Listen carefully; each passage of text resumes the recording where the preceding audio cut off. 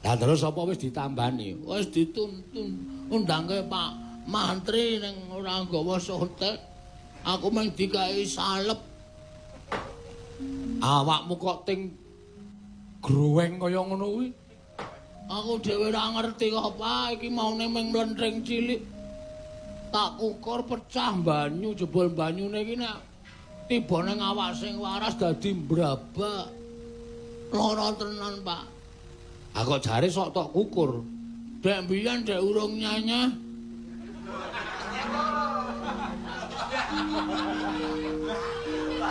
Tak kukur ki penak tenan, Pak. Nek nyanyah ya suwe-suwe perih, Pak. Lara tenan. Awakku panas kabeh. Tensiku tinggi, Pak. Iya. Gula darahku munggah, Pak. Kolesterolku.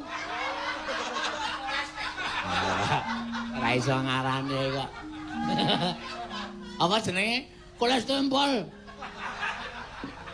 Kolesterol kok kolesterol nempel raimu ki, Pak. Kolesterolku ya dhuwur, Pak. Duh, jan lara tenan aku nek ngrasake kanan kaya ngene iki kok tambane apa, Pak? Tambane apa? Apa kowe mentolo nyawang aku ngeteh-ngeteh kaya ngene iki ra nyambut gawe? Nek aku ra nyambut gawe, bojoku mangan apa? Anak-anakku mangan apa, Pak?